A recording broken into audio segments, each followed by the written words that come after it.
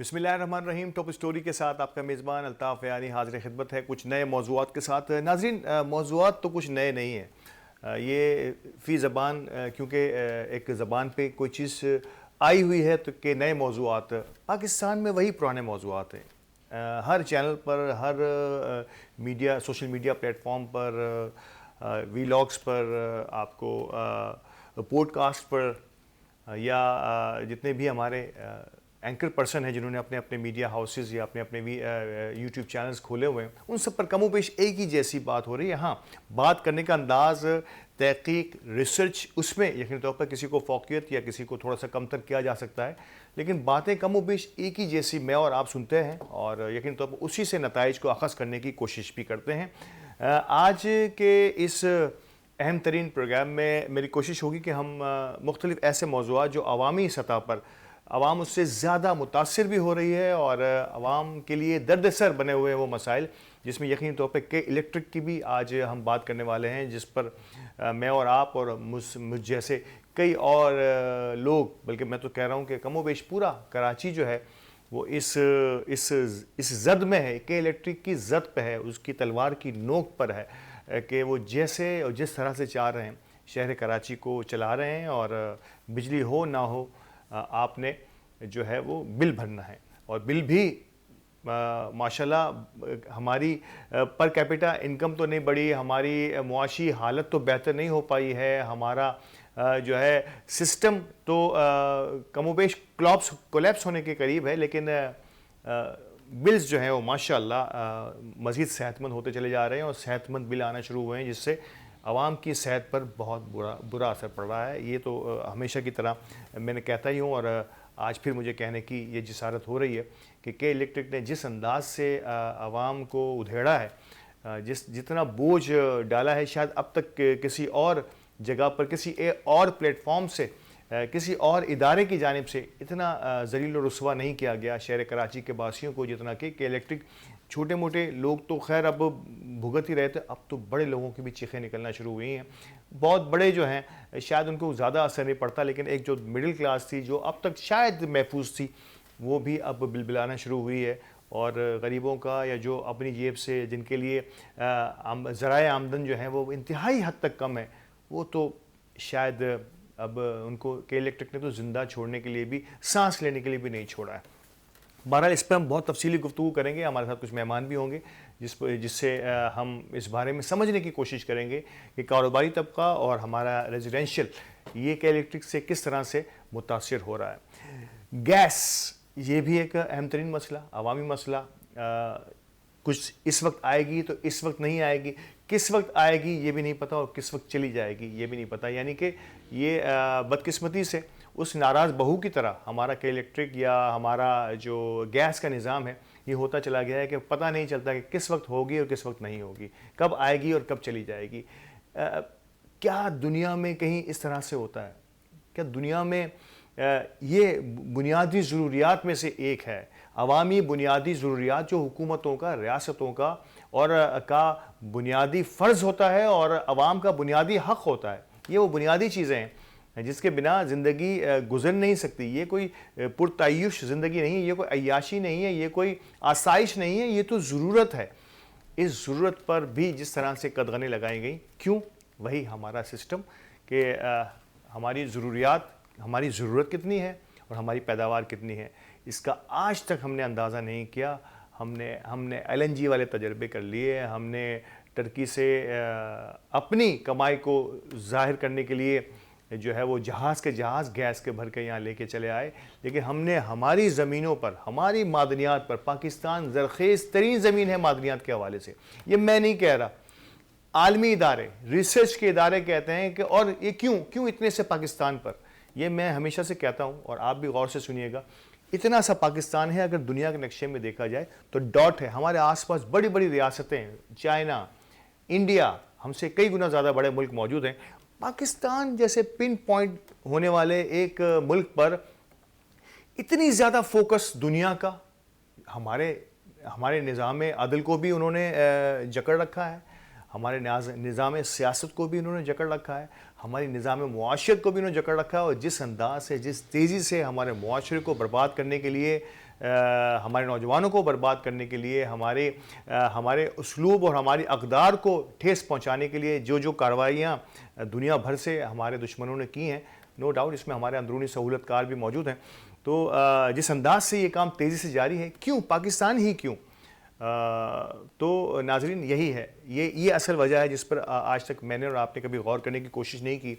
एक जगह बैठे थे तो इसी किस्म की कुछ बातें हुई, तो पाकिस्तान एक दुनिया के उन ममालिक में से एक है जहाँ का पोटेंशियल बहुत ज़्यादा है, जहाँ पर अल्लाह ताला ने वो तमाम सहूलतें, वो तमाम नेमतें, कहते हैं ना कि और तुम अपने रब की किन किन नेमतों को झुटलाओगे, तो हम वो लोग हैं जिन्होंने अल्लाह ताला की नेमतों को झुटलाया है और जिसकी सज़ा के तौर पर हमें आज ये दिन देखने पड़ रहे हैं कि दुनिया की तमाम नायाब तरीन नेमतों के बाद, नायाब तरीन मादनियात के बावजूद भी आज मैं और आप रोना रो रहे हैं कि इलेक्ट्रिक का, गैस का या दीगर तमाम मामलात का, हमारे निज़ाम, हमारे सिस्टम का।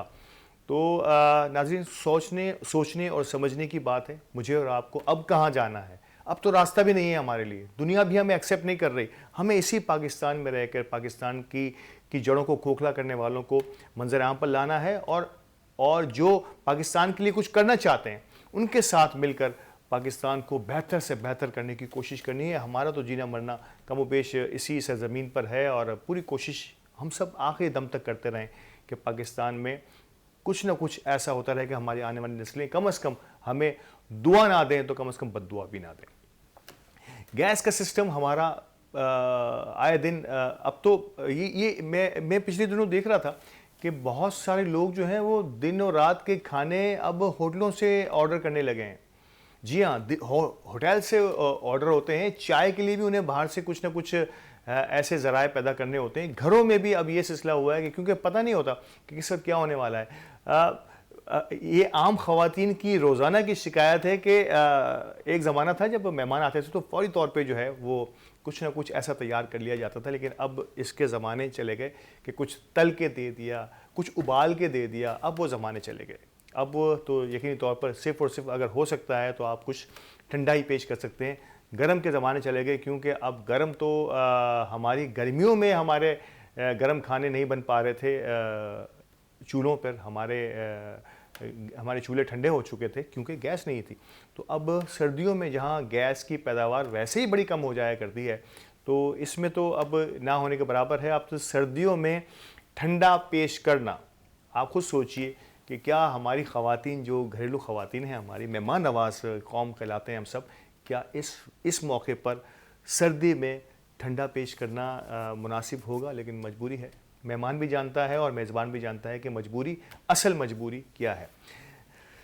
नाज़रीन, ये असल मजबूरी जिसका ज़िक्र मैं के इलेक्ट्रिक में भी करता चला आ रहा हूँ, मैं जो है वो गैस की सूरत हाल पे भी करता चला आ रहा हूँ। एक और अहम तरीन नुक्ता जिस पर मुझे और आपको बात करनी है, ये जो महंगाई का तूफ़ान हमारे और आपके सरों पर मंडला रहा है और न जाने कब तक चलता रहेगा। हर प्रोग्राम में हम किसी न किसी नई बात के साथ महंगाई को भी साथ ले आते हैं। इस महंगाई के तूफ़ान के बायस एक तूफ़ान बदतमीज़ी मैं कहूँ या सड़कों पर होने वाला अंधाधुन स्नैचिंग या डकैतियों का जो कारोबार चल निकला है, इससे कोई भी शायद महफूज नहीं रहा होगा और गुज़िश्ता दिनों मैं भी इसका शिकार हुआ।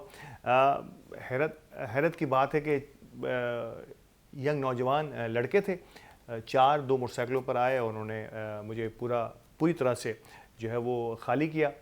पर्स हो गया, मोबाइल तो पहले ही लेते हैं, बैग था। इवन मैं बड़ा हैरान हुआ और जब मैं कुछ लोगों से इस बारे में डिस्कस कर रहा था कि यार बड़े ही जो है वो गरीब डाकू थे, उन्होंने हेलमेट भी मेरा ले लिया, मैं बाइक पर था। तो बड़े मुस्कुराए भी, उन्होंने कहा कि वाकई अब ये सिलसिला होने लगा है कि अब कोई चीज़ भी नहीं छोड़ते आपके पास। वो आपके जूते सलामत रह गए और आपकी बाइक वो छोड़ गए। शायद बाइक लेने की उनमें जसारत नहीं थी, ऑलरेडी वो 2 बाइकों पर थे।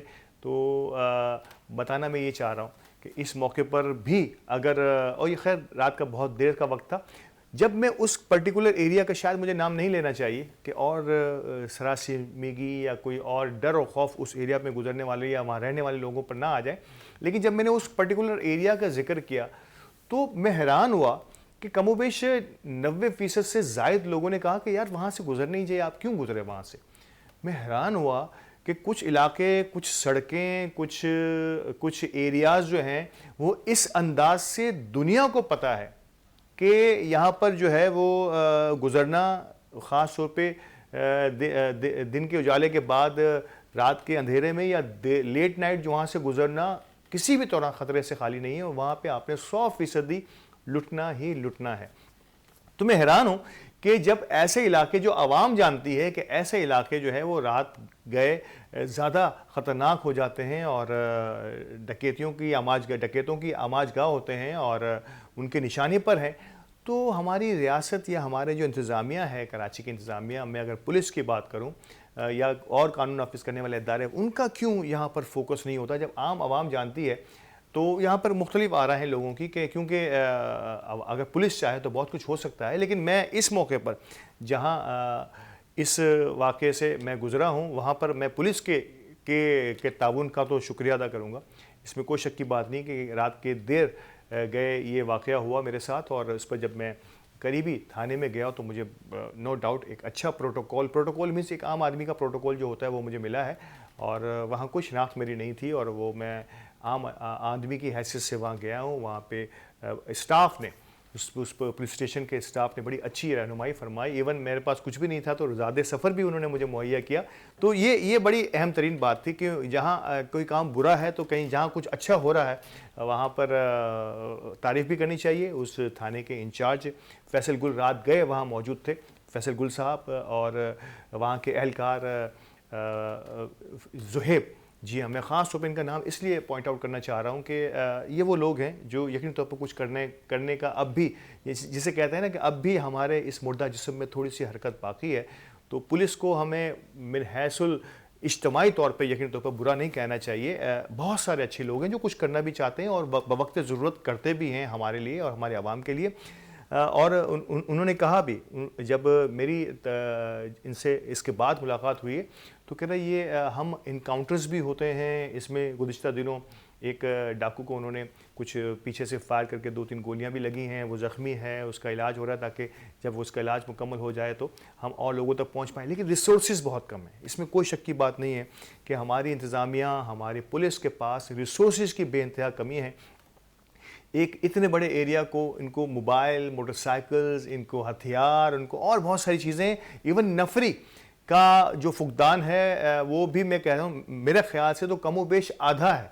कराची जैसे उरुसुल बिदात शहर में जहाँ पर एक बहुत बड़ी खलकत बस्ती है, मुख्तलिफ ज़बान बोलने वाले लोग मुख्तलिफ पॉकेट्स में रहते हैं, उनमें अगर इस किस्म की एक्टिविटीज़ को अगर हमें रोकना है या इन पर काबू पाने की कोशिश करनी है तो यकीनी तौर पर हमें कराची को एक अच्छी पुलिस, भारी भरकम पुलिस और इख्तियारात के साथ पुलिस देनी होगी। और नो डाउट यहाँ मकामी पुलिस की भी बात होती है, लेकिन यहाँ मकामी और गैर मकामी की बहस से हट कर ओबीडियंट पुलिस होनी चाहिए, और ईमानदार पुलिस का ख्वाब तो मैं और आप सब देखते हैं।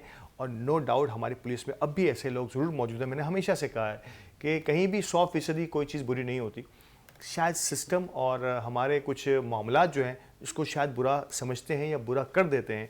बहुत से लोग हैं जो बहुत कुछ करना चाहते हैं और अपने तौर पर करने की कोशिशें भी करते रहते हैं। जैसा कि मैंने अपने गुज़िश्ता वाक़ये में बताया कि पुलिस का ताउन अपनी जगह रहा और बड़ा अहम तरीन रोल रहा पुलिस का इस पर्टिकुलर इंसिडेंट के अंदर, और नो डाउट और भी लोगों का इस बारे में अच्छी राय है। लेकिन ख़ास तौर पे मैं जो एक बात फिर पॉइंट आउट करके वक्फे पे जाने की कोशिश करूँगा कि ये बड़ा अहम तरीन मौका होगा कि वो इलाके जो पॉइंट आउट हैं, मैं कह रहा हूँ कि पुलिस को एक सर्वे करना चाहिए कि कराची के वो कौन से इलाके हैं।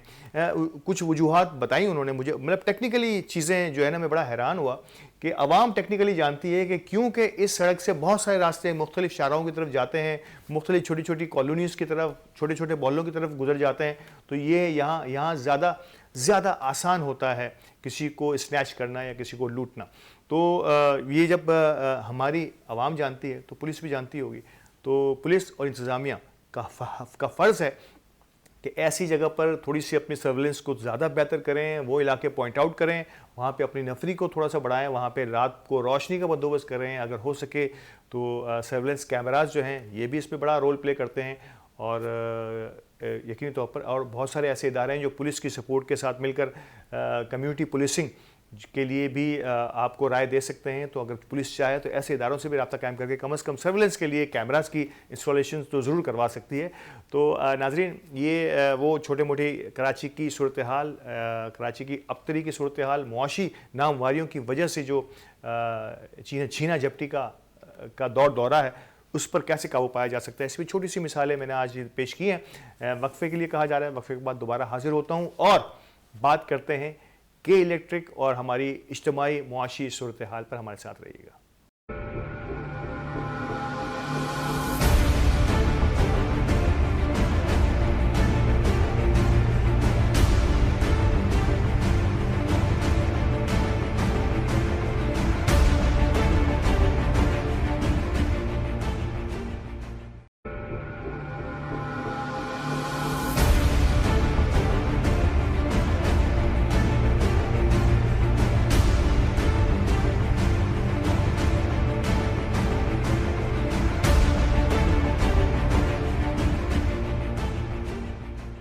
वेलकम बैक नाज़रीन, वक्फे के बाद हाजिर हूँ मैं। और वक्फे से पहले मैंने आपको जाते हुए कहा था कि जिन मुआशी और जिन इदारों की जद में आज शहर कराची है, वहीं पर जहाँ हम गैस की बहुत बड़ी शॉर्टेज से निमट रहे हैं और आगे आने वाले दिन ज्यों सर्दी बढ़ती जा रही है, हमारी गैस की पैदावार जो है वो कम होती चली जाएगी। और कैसे हम घरों के चूल्हों की बात कर रहे हैं, कैसे हमारी इंडस्ट्री चलेगी, और इंडस्ट्री नहीं चलेगी तो घरों के चूल्हे कैसे चलेंगे इन टर्म्स ऑफ फाइनेंस। कैसे लोगों को बेरोजगारी का एक तूफान नजर आता हुआ नजर आ रहा है। खुदा करे कि मेरे मुंह में खाक के ऐसा कुछ ना हो, लेकिन बज़ाहिर ऐसा ही कुछ नजर आ रहा है। ये तो हो गई गैस की बात। के इलेक्ट्रिक ने जिस अंदाज से तूफान बपा किया हुआ है शहर कराची में, यकीनी तौर पर घरेलू सार्फिन तो इससे मुतासिर हो ही रहे थे, ताजिर भी अब इससे महफूज नहीं रहे हैं। और आए दिन ताजिर अहबाब जो हैं वो किसी न किसी अंदाज में के इलेक्ट्रिक पर अपना गुस्सा निकाल रहे होते हैं। और ऐसे ही एक बोल्ड और ब्लंट बात करने वाले यकीन तौर पे के इलेक्ट्रिक को उन्होंने हमेशा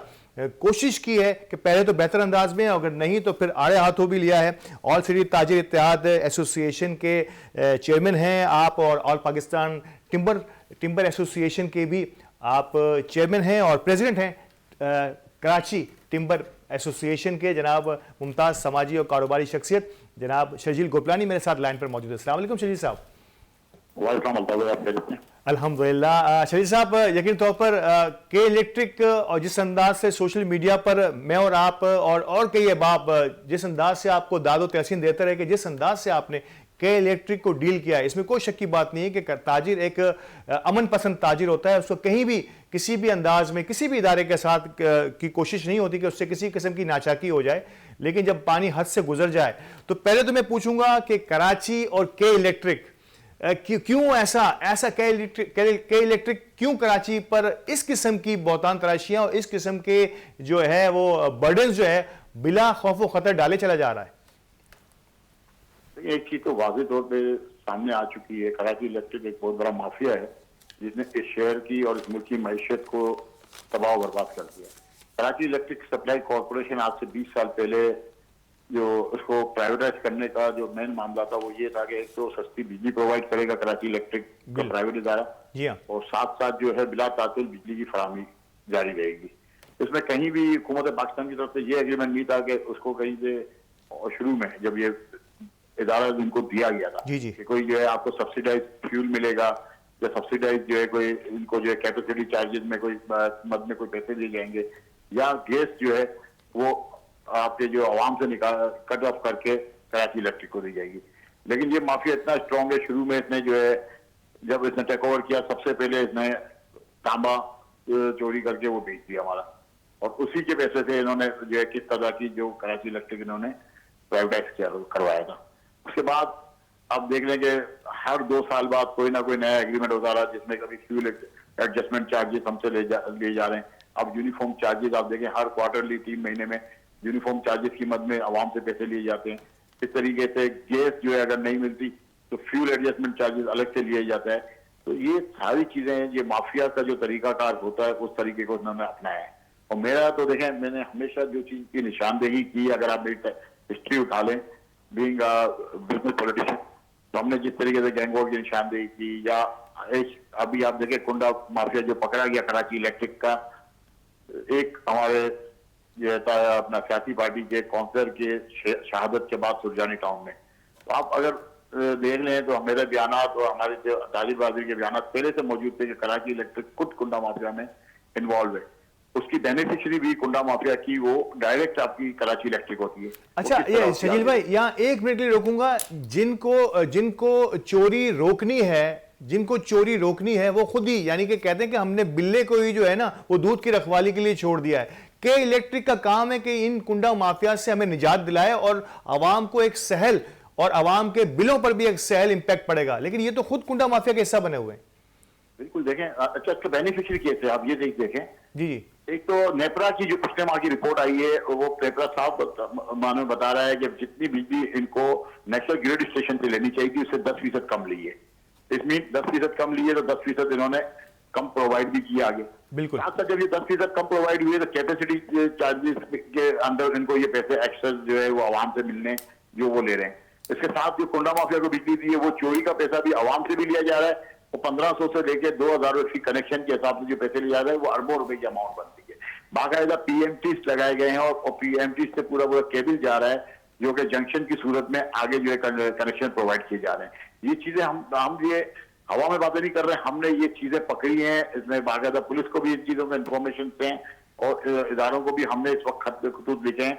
हमने तो हमारे इंटेलिजेंस के जो फौज के इदारे उनको भी हमने खत इसीलिए लिखा है कि इसकी इनकी इंक्वायरी हो कि ये हो क्या रहा है इस मुल्क के अंदर और इसका बेनिफिशियरी जो कराची इलेक्ट्रिक अगर है तो इस मुल्क को नुकसान, मईशत को नुकसान पहुंचाने में उसका कितना बड़ा हाथ है, ये भी चीजें शजील भाई। रियासत एक सुतून होता है और रियासत का एक अहम तरीन सुतून हमारे इंसाफ करने वाले इदारे हैं, हमारा निज़ाम इंसाफ है, हमारी अदालतें हैं। क्या शजील गोपलानी या और इस जैसी ऑर्गेनाइजेशन जो कराची के लिए दर्द दिल रखते हैं, खास तौर पे के इलेक्ट्रिक जिस अंदाज से जुल्म ढा रहा है, क्या कभी अदालत से रुजू करने की कोशिश की गई है या इस पर अदालत का क्या रिएक्शन आया है अब तक?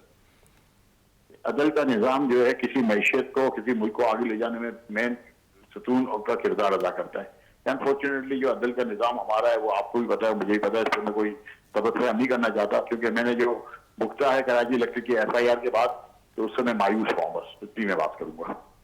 कॉपर, आपने बड़ा अहम तरीन जिक्र किया। दुनिया में कॉपर की डिमांड में, और आप जानते हैं के इलेक्ट्रिक ने हैंड ओवर होते ही अपने पैर मजबूत करते ही सबसे पहला काम जो किया कि पूरे कराची से कॉपर की वायर को उतार दिया गया और यकीन तौर पे यहाँ पे अब एल्युमिनियम की और आम थी तार से लगा दी गई है।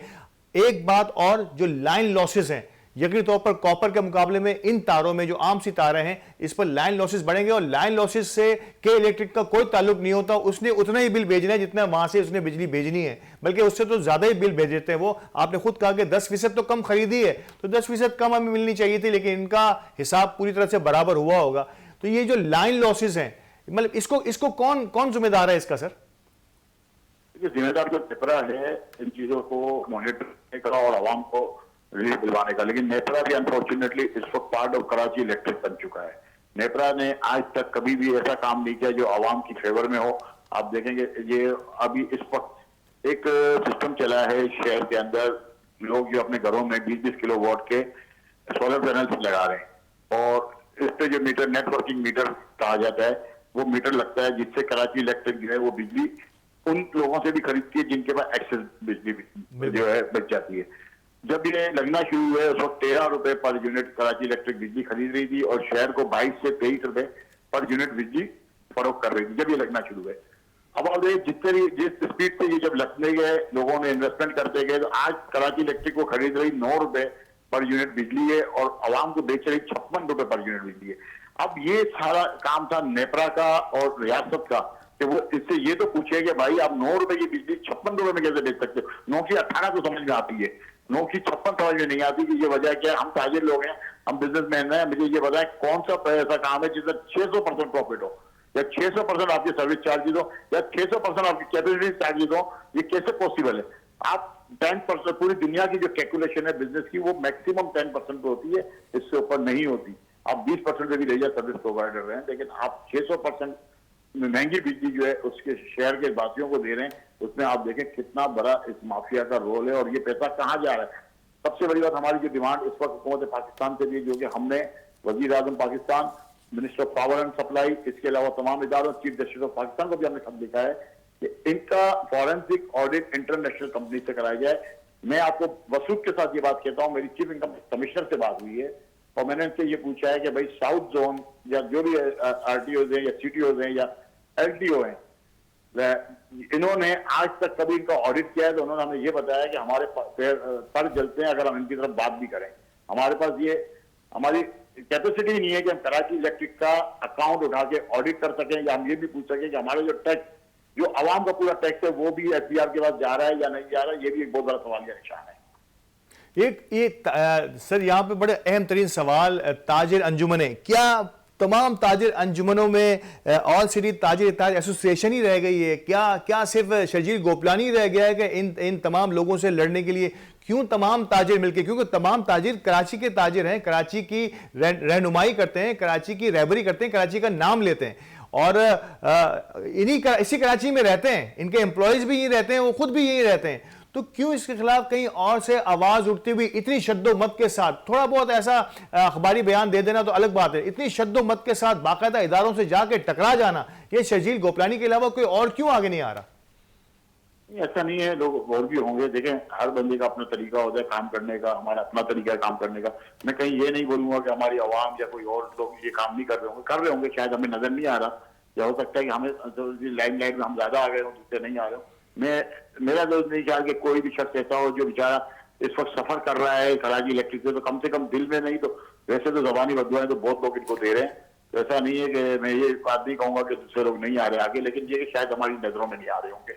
लेकिन शर्जील भाई, क्या एक कलेक्टिव एफर्ट की जरूरत भी तो होती है ना? इतनी बड़ी एसोसिएशन है कराची चैम्बर, एक नो डाउट कि ये एक ताजिर बिजनेस कम्युनिटी का ही की फैसिलिटेशन के लिए इदारा बना हुआ है। इस सतह पर और जितनी भी अंजुमनें हैं, आप सबकी एसोसिएशंस होती हैं अंजुमनों की, इन सब की कलेक्टिव एफर्ट की शायद बात, जिसे कहते हैं ना कि एक उंगली और फिर उसका बन जाने वाला मुक्का जो है वो ज्यादा कुव्वत रखता है। अब आप देखें, जब इससे इकट्ठे थे अंग्रेजों ने, जब हुकूमत स्टार्ट की ना, तो उन्होंने एक काफी पॉलिसी बनाई थी और वो पॉलिसी बड़ी मशहूर है, डिवाइड एंड रूल। उस पॉलिसी को लिमिटेड और कॉर्पोरेट सेक्टर जो है, अगर आप कॉर्पोरेट सेक्टर को आप स्टडी करें तो वो डिवाइड एंड रूल के ऊपर और अपना जो है ना सारी चीजें कैपिटलाइज करके उस चीज को लेके चलती है। अगर आप कराची इलेक्ट्रिक की वेबसाइट पे जाएं और उसके बेनिफिशियरीज के नाम देखें ना, तो आपके पांव से जमीन निकल जाएगी। तो मैं यही कहूंगा, मैं किसी इदारे का नाम लिया, आपने इस इदारे का नाम लिया है, उसके चेयरमैन को भी जो है उसके बेनिफिशियरी हैं, तो आप उसको उसकी वेबसाइट पे जाएं और आप देखें, उसको एक नाम आपको नजर आएगा। मैंने 12 दफा वो नाम हाईलाइट किया, लेकिन इसको मैं मुनासिब नहीं समझता हूँ कि नाम दोबारा हाईलाइट करूं। लेकिन बेनिफिशियरी बहुत लोग हैं, ऐसा नहीं कि हमें ऑफर नहीं हुई, हमें भी ऑफर हुई है, लेकिन हम जो है सिर्फ इस चीज को देखते हैं कि हमने अपनी कब्र में रब को जवाब देना और अवाम के मफादात के लिए अगर हम यहाँ बैठे हुए हैं तो हमने अवाम के मफादात का सौदा नहीं करना। क्योंकि जब बिजनेस पॉलिटिशियन या आप पब्लिक फिगर हो जाते हो तो आप पब्लिक प्रॉपर्टी होते हो, बिल्कुल उसकी जिम्मेदारी आपकी होती है। हम अपने दौर पे, हमारी एसोसिएशन, हमारी ऑर्गेनाइजेशन का मोटिव है कि हमने किसी तरीके से भी अवाम को अपने तौर पे फैसिलिटेट करना है, ना कि इदारों का कोई जो है साथ देना है या गलत लोगों के साथ देना है। बिल्कुल, इदारों का आलायकार अगर हमारा रहनुमा या हमारी ताजिर कम्युनिटी का कोई अहम फर्द इन्हीं इदारों का आलायकार बन जाए तो यकीन तौर पर इससे बड़ी कोई जिल्लत हो नहीं सकती। आखिरी सवाल मैं आपसे करूंगा, क्योंकि आप बड़ी ताजिर कम्युनिटी से, छोटे ताजिर से लेकर बड़े इंपोर्टर तक सबसे आपके रवाबित होते हैं। आज के इस हाल में जहां हम ना गैस और पानी और बिजली के लिए तरस रहे हैं, आप समझते हैं कि आइंदा आने वाले दिनों में ये जब और बढ़ेगा तो क्या ताजिर अपने सस्टेनेबिलिटी के साथ अपने बिजनेस को जारी रखने में कामयाब हो पाएगा?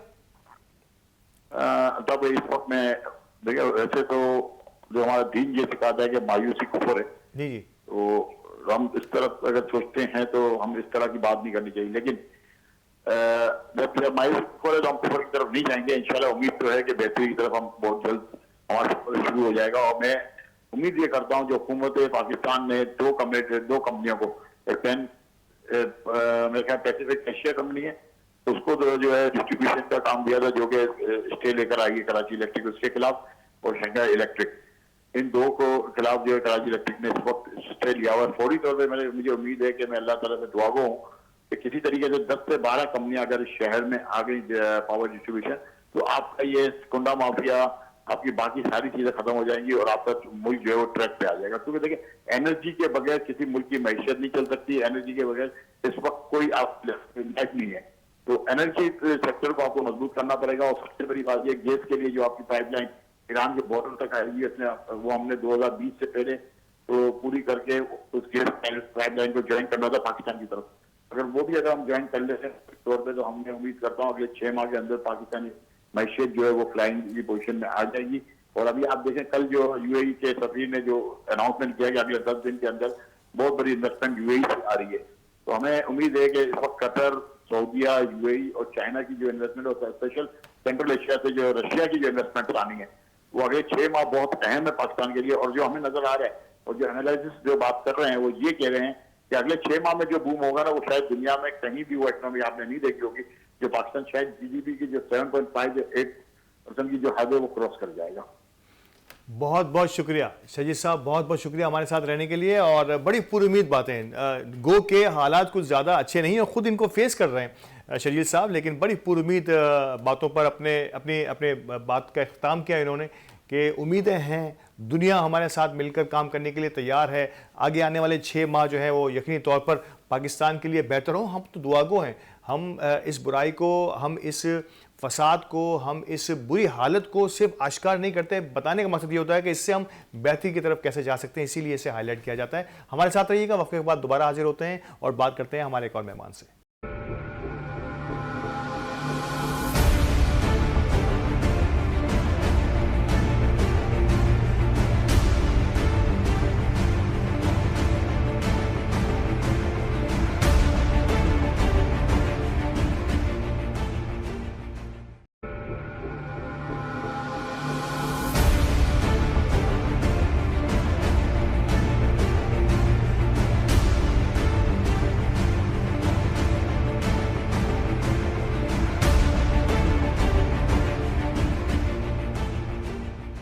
वेलकम बैक नाज़रीन। प्रोग्राम के इस आखिरी हिस्से में यकीनी तौर पर मैंने कहा था कि हमारे एक और मेहमान मुमताज़ ताजिर और समाजी रहनुमा हैं और यकीनी तौर पर मैं और आप इन्हें मुख्तलिफ चैनल्स पर देखते रहते हैं। बड़ा ही दबंग किस्म का तज्ज़िया करते हैं शहर कराची और ख़ास तौर पर मुल्क में होने वाले हर वाक़े पर। मोहतरम जावेद सिद्दीकी साहब हमारे साथ मौजूद हैं। अस्सलाम वालेकुम जावेद साहब। जी वालेकुम सलाम। जावेद साहब बहुत शुक्रिया सबसे पहले हमें वक्त देने के लिए। और आपसे मैं प्रोग्राम के आगाज़ में शहर कराची की मजमूई सूरत हाल पर जिक्र कर रहा था और यकीन तौर पर दरमियान में हमारे मेहमान ने के इलेक्ट्रिक की सूरत हाल पर से भी हमें आगाह किया। पहले तो मैं कराची के इस बहरान की, जो मुख्तलिफ़ किस्म के बहरानों में जकड़ा हुआ कराची, जिसे ना गैस मिल रही है, जिसे ना बिजली मिल रही है, पानी तो वैसे ही नापैद था, और अब जिस अंदाज में जराइम ने सर उठाया है हमारी मुआशी सूरत हाल को अगर देखा जाए, तो कैसे आप कराची के सर्वाइवल के लिए, मैं यकीन तौर पर आप ताजिर रहनुमा हैं, आप कराची की पल्स पर, नब्ज पर जो है वो आपका हाथ है, कैसे देखते हैं जावेद सिद्दीकी साहब इस कराची की सूरत हाल और इसमें बेहतरी? जी वैरी साहब, थैंक यू सो मच। सबसे पहले तो आपका शुक्रिया कि आपने मुझे जो है वो ऑनलाइन लिया और आपने मेरे शहर की बात की। तो मैं अपनी बात का आगाज इस शेर से करूंगा कि पूछा जो हाल किसी ने मेरे शहर का, सर झुका के बस इतना कहा, लोग तो जिंदा हैं ज़मीरों का पता नहीं। तो ये इस वक्त मेरे शहर कराची का हाल है। मेरा शहर कराची इस वक्त लहू लहान है। मेरा शहर कराची इस वक्त वेंटिलेटर पे है। किसी भी किस्म की फैसिलिटेशन अगर देखा जाए तो मेरे शहर के लोगों को नहीं दी जा रही है। 70% रेवेन्यू जनरेट करके देने के बावजूद, 92% गवर्नमेंट ऑफ सिंध को देने के बावजूद आज मेरा शहर जो है बेयारो मददगार है। मेरा शहर चीख रहा है, मेरा शहर पुकार रहा है इन सियासतदानों को। मगर अफसोस तो इस बात का है कि इन सियासतदानों को शहर कराची से वोट और नोट सबको चाहिए, मगर मेरे शहर कराची को जो है ना वो पूछने को तैयार नहीं है। मेरे शहर कराची की मिसाल उस जो है ना उस शख्स की तरह है जो आगे कुआं है और पीछे खाई है। अब आप देख लें कि लोग फिर इलेक्शन की गहमी आ गई है और लोग जो है वो मतलब आ रहे हैं, जा रहे हैं, और फिर एक दफा जो है सियासी अदाकार जो हैं वो अपनी सियासी अदाकारियां दिखा रहे हैं, आपके दरवाजों पे आ रहे हैं, आपके दरवाजों पे जा रहे हैं। मगर शायद होगा यही कि चंद दिनों के बाद, जीतने के बाद वो ऐसे गायब होते हैं जैसे माजरत के साथ गधे के सर से थिंग, हजरत अली का फरमान है कि एक मोमिन अपने एक सुराख से जो है वो बार बार नहीं डसा जाता।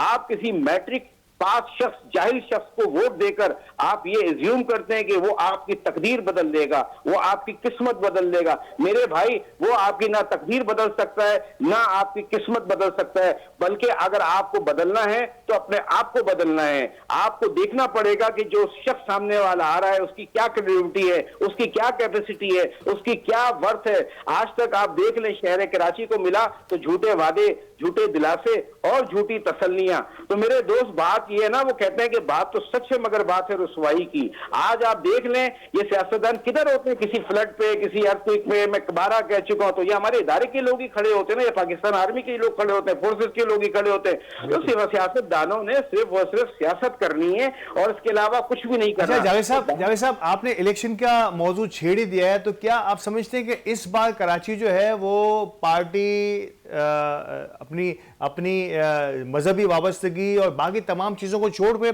शख्सियात को, जिन्होंने कराची के लिए काम किया है, चाहे उसका ताल्लुक किसी भी पार्टी से होगा, आप समझते हैं कि आइंदा आने वाले कराची में इस किस्म का कोई रुझान पनप रहा है?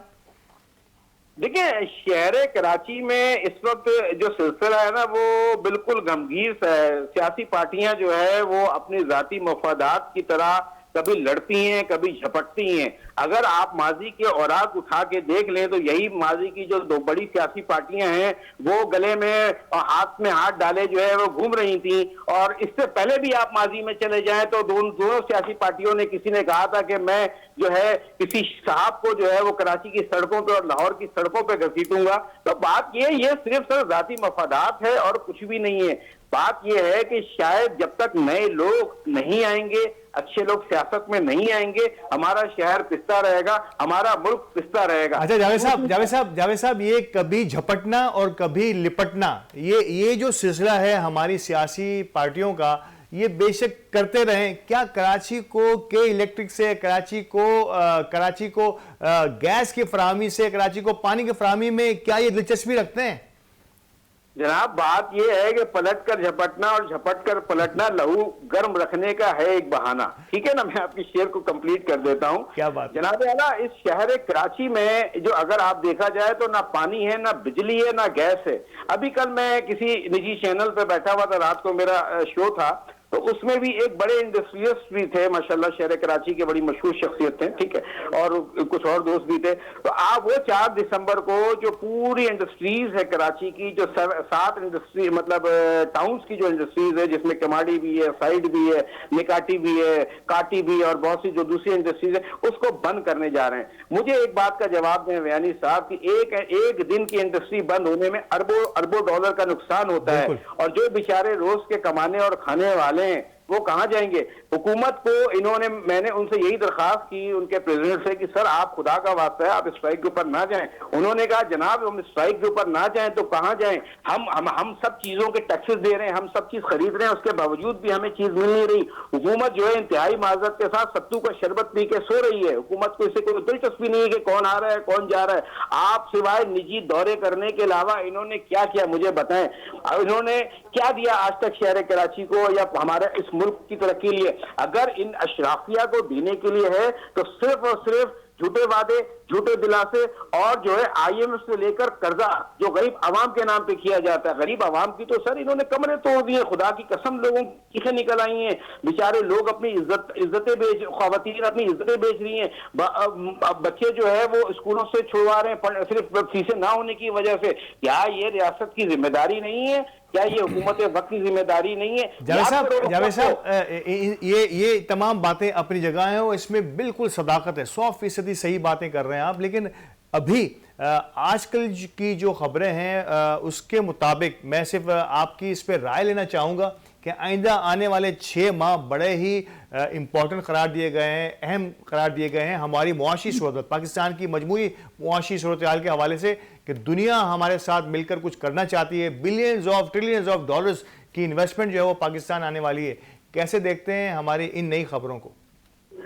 देखिए, ये एक बहुत खुश आइन बात है, मगर इस वक्त अगर ऑनेस्टली बात की जाए तो ये एक शराब की मानंद है। देखिए, मैं इस मामले में जो है आर्मी चीफ को अप्रिशिएट करता हूँ, and this quality makes him different from other general Hashim Munir साहब, कि जब वो कराची में आए और जब उन्होंने बिजनेस कम्युनिटी के लोगों से मुलाकात की और जगहों पे भी यकीनन डिफरेंट शहरों में मुलाकात की, तो उन्होंने जो वादा किया वो करके दिखाया। ठीक है, उन्होंने स्मगलिंग के हवाले से बात की, स्मगलिंग बेहतर हुई। उन्होंने डॉलर के हवाले से बात की, डॉलर में बेहतरी आई। इसी तरह उन्होंने बहुत सी दूसरी चीजों पे जो स्टेप्स लिए वो बेहतर हैं। मैं कहता हूं, देखिए हमारे मुल्क के अंदर जब तक चेक एंड बैलेंस ना हो वो नहीं चल पाता। ठीक है, मगर जो काम उनका था वो बेसिकली तौर पे ये जो हमारे सियासी दोस्त हैं उनकी जिम्मेदारी थी कि वो अपने मुल्क को अपना घर समझ के चलाते। समझे आप मेरी बात? तो मैं समझता हूं कि अगर इस मुल्क को मार्शल्लाह की जरूरत है तो लगा दो मार्शल्लाह भाई, कोई मुझे इस पे इतराज नहीं। इन सियासी दोस्तों ने क्या किया सिवाय आपस में बंदरबाट के अलावा? मुझे बताएं, जो शख्स किसी जमाने में साइकिल पे घूमता था आज वो डबल केबिन के अंदर घूम रहा है। आपने क्या आज नैब ने उसके ऊपर कोई चेक एंड बैलेंस की? अफसोस और दुख तो इस बात का है, बात कहूंगा तो फिर बात बहुत दूर तक जाएगी। और कहते हैं ना कि बात तो सच है मगर बात है रुसवाई की। नैब भी जाते हैं कि बंदा तो उस पर पुली बार्गिन लग जाता है। 5 करोड़ रुपए तूने जो है वो रिश्वत में लिए, शरारत में लिए, बदमाशी में लिए या 2 नंबर लिए, तुम चलो यार 1 करोड़ रुपए दो और तुम्हें ग्रीन शीट लगा के जो वो दूसरे जब इलेक्शन होते हैं तो वो आ जाता। तो सर बात ये, हमारे पास सब चीज के कानून बने हुए हैं मगर बात यह है कि अमल दरामद करने की जरूरत है। इस वक्त आला अदलिया का नंबर हमारे पूरी दुनिया में जो है वो 140वें नंबर पे आ रहा है। मगर खुदा की कसम अगर आप इनको देखें, आप इनको चेक करें, इनकी फैसिलिटेशन देखें, मैं तो डरता हूं बात करते हुए कहीं मुझको भी कल को कंटेम्प्ट ऑफ कोर्ट ना आ जाए, और होते ही रहता है ये चीजें। तो बात ये मेरी आला अदलिया से दरखास्त है सर, अवाम आप पे देख रही है, आपकी तरफ आपकी तरफ आवाम और ताजिर देख रही है। जनरल साहब आप अपना डंडा घुमाएं, खुदा की कसम पूरी कौम आपके साथ होगी, मगर आप वो डंडा इतनी जोरदार तरीके से घुमाएं ताकि जो करप्ट लोग हैं, जो करप्ट अनासिर हैं और जो करप्ट सियासी गिद्ध हैं, मैं सियासी गिद्ध उन लोगों को कहता हूं कि वो गिद्ध भी जो होता है ना वो बेसिकली तौर पर मरने से पहले अगर आपको याद देखें तो वो इंतजार करता है कि उसका शिकार मर जाए। मगर मसला ये है कि यहाँ पे ये वो सियासी गिद्ध हैं जो जिंदा ही काट के खा जाते हैं। बिल्कुल बिल्कुल जावेद साहब, आपकी बात नोट हो गई और ऐसा डंडा घुमाएं कि इस डंडे की जद में वो तमाम लोग आ जाएं, वो तमाम ऐसे हमारे मुल्क को खाने वाले लोग जो हैं वो सब जो नोच रहे हैं, इसे खा नहीं रहे, इसे नोच रहे हैं शहर कराची को और हमारे वतन अजीज़ को, वो सब इसकी जद में आ जाएं और पाकिस्तान फले फूले और आगे बढ़े। खुदा करे हमारा ये ख्वाब, हमारी ये दुआ कबूलियत का दर्जा पाए। इसके साथ ही आज के प्रोग्राम को यहीं ख़त्म करते हैं। इंशाल्लाह अगले प्रोग्राम में नए मौजू और नए मेहमानों के साथ हाजिर होंगे। इजाज़त दीजिए, अल्लाह ने के पान।